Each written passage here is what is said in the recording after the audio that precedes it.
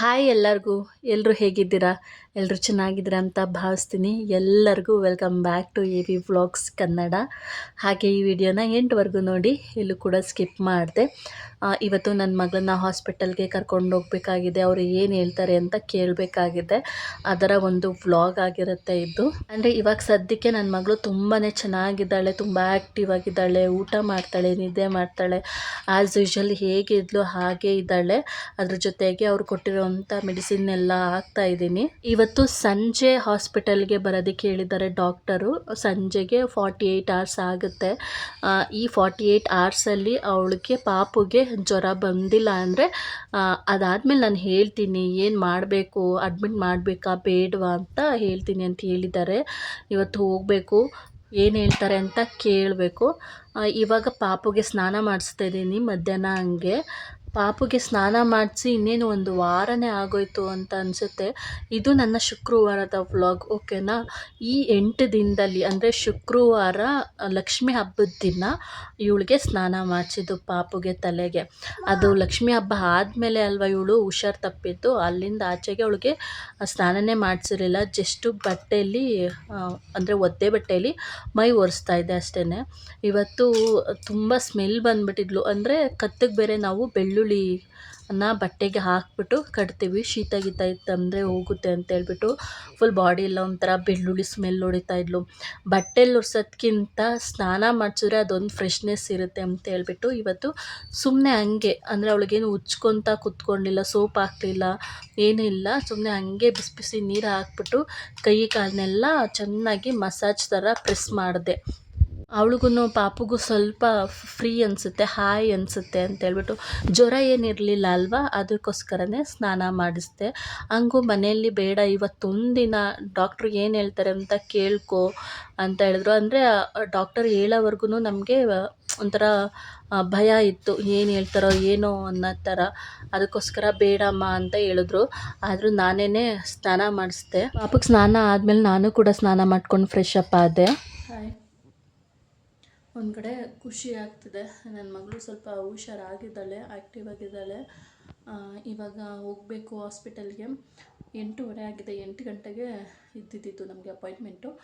ನನ್ನ ಹಸ್ಬೆಂಡ್ ಇನ್ನೂ ಕೆಲಸದಿಂದ ಬಂದೇ ಇಲ್ಲ, ಇನ್ನೇನು 2 ನಿಮಿಷ ಬರ್ತೀನಿ ಅಂತ ಹೇಳಿದ್ದಾರೆ.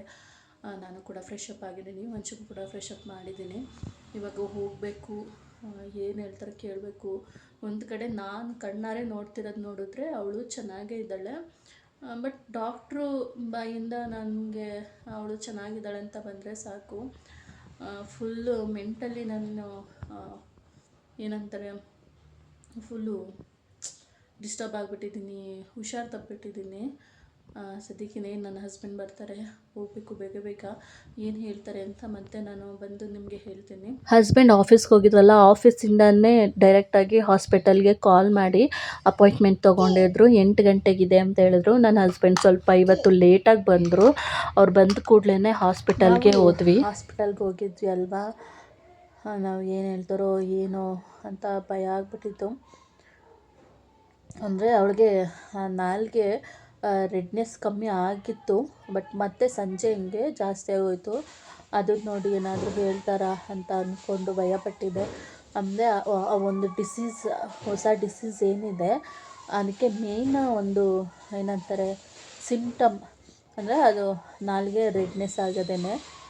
ಅಯ್ಯೋ ಏನು ಮಾಡೋದು ಅಂತ ಅದೇ ಇದರಲ್ಲಿ ಹೋದ್ವಿ. ಅವ್ರು ಕೇಳಿದ್ರು ಫೀವರ್ ಇತ್ತಾ ಅಂತ.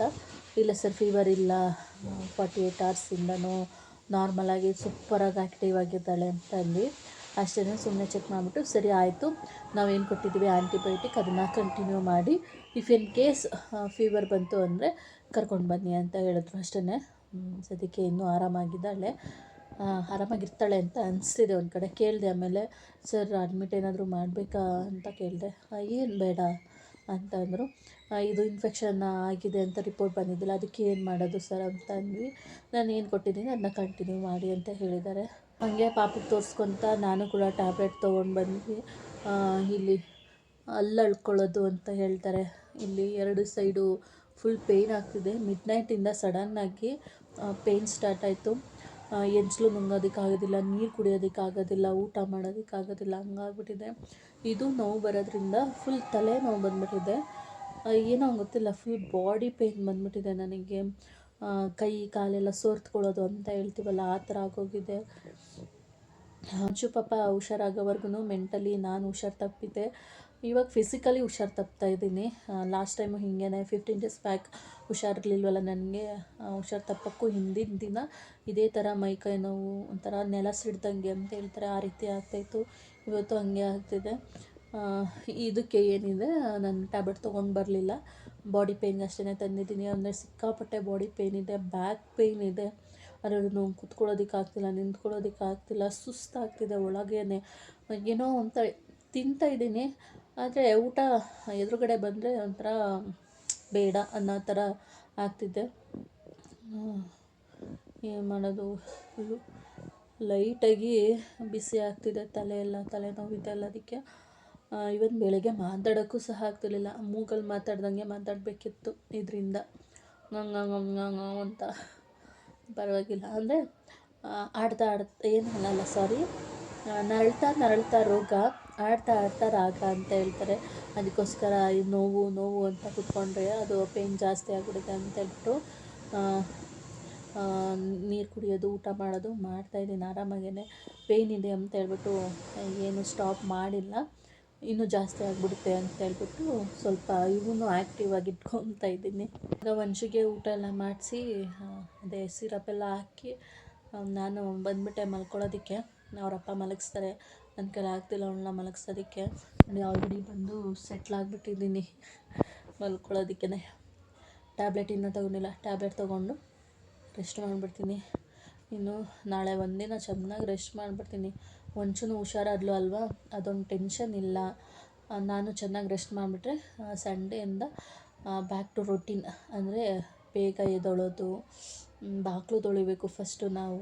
ಅಂದರೆ ತುಂಬ ದಿನ ಆಗೋಯ್ತು ಬೆಳಗ್ಗೆನೇ ತೊಳೆಯೋದೆಲ್ಲ. ಆವಾಗ ಒಂದು ಸ್ವಲ್ಪ ದಿನ ಬೇಗ ಎದ್ದು 5:30ಗೆಲ್ಲ ಎದ್ದು ಎಲ್ಲ ಕೆಲಸ ನೀಟಾಗಿ ಮಾಡ್ತಾಯಿದ್ದೆ. ಇವಾಗ ಯಾವಾಗ ಹುಷಾರು ತಪ್ಪಿದ್ವಿ, ಅದಾದಮೇಲೆ ಹಬ್ಬ, ಮತ್ತೆ ಹುಷಾರು ತಪ್ಪಿದ್ವಿ. 15 ದಿನ ಆಯಿತು ಕರೆಕ್ಟಾಗಿ ಬಾಗಿಲು ತೊಳೆದಿಲ್ಲ, ರಂಗೋಲಿ ಹಾಕಿಲ್ಲ. ಸಂಡೇ ಅಥವಾ ಮಂಡೆಯಿಂದ ಕರೆಕ್ಟಾಗಿ ನನ್ನ ರೊಟೀನ ಫಾಲೋ ಮಾಡಬೇಕು, ಒಂದು ಶೆಡ್ಯೂಲ್ನ ರೆಡಿ ಮಾಡಬೇಕು ನನಗೇನೆ. ಅಷ್ಟೇ. ಸದ್ಯಕ್ಕೆ ಈ ವಿಡಿಯೋನ ನಾನು ಇಲ್ಲಿಗೆ ಎಂಡ್ ಮಾಡ್ತಾಯಿದ್ದೀನಿ. ಖುಷಿಯಾಗಿ ಒಂದು ಹುಷಾರಾಗಿದ್ದ ಖುಷಿಗೆ. ಮತ್ತೆ ನಾನು ನೆಕ್ಸ್ಟ್ ಒಂದು ವೀಡಿಯೋದಲ್ಲಿ ಸಿಗ್ತೀನಿ. ಪ್ಲೀಸ್ ಸಬ್ಸ್ಕ್ರೈಬ್ ಆಗೋದ್ರ ಮೂಲಕ ಸಪೋರ್ಟ್ ಮಾಡಿ ಅಂತ ಕೇಳ್ಕೊತೀನಿ. ವಿಡಿಯೋ ಬಗ್ಗೆ ಒಂದು ಕಮೆಂಟ್, ಒಂದು ಲೈಕ್ ಮಾಡಿ ಅಂತ ಕೇಳ್ಕೊತೀನಿ. ಬಾಯ್.